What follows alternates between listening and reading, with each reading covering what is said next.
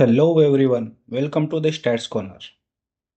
Suppose we are given the MGF of x as ut, MGF of y as vt, and the MGF of y is derived from the MGF of x, like this one. That is MGF of y equals to u of log ut, where ut is the MGF of x. Okay. Now we are given that expected value of x equals to 2. Then what will be the expected value of y? This is the question. If MGF of x is ut, MGF of y is vt, and MGF vt is given like this one, and expected value of x 2, then what will be the expected value of y? Now we can find the expected value of y using the derivative method of MGF, but we'll discuss that later in this video. First, talk about the deterministic variable approach. Okay,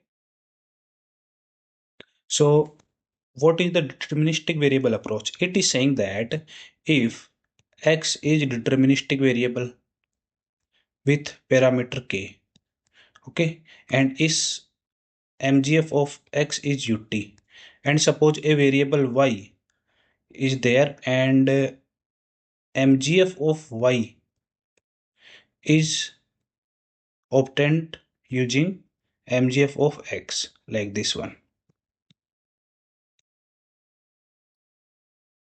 Then the variable y will also follow deterministic random variable with parameter k square.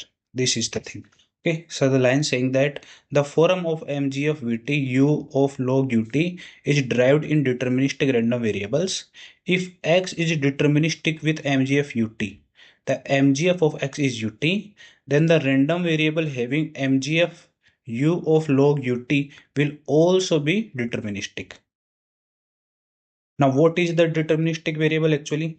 Suppose x follow deterministic variable with parameter k. That means x taking value k, its probability will be 1. And expected value of x will be k, same as this value. And variance of x will be 0 always. And moment generating function of ut will be e to the power kt. Now, if y has MGF u of log ut, then probability that y is taking value k square will be 1. Its expected value of y will be k square, and MGF of y will be e to the power k square t.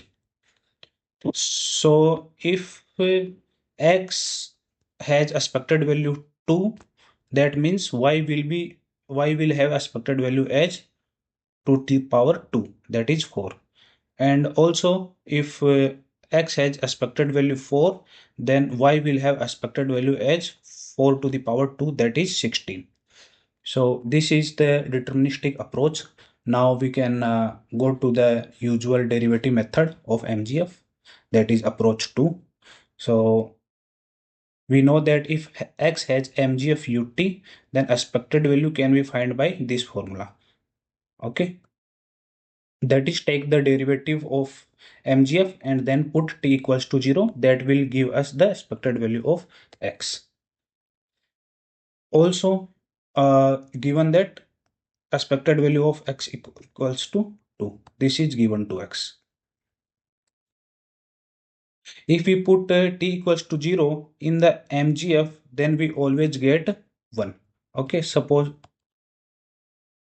we have a moment generating function mxt of a random variable x. If we put t equals to 0 here, that is mx0, that will give s1. That is what written here. Okay.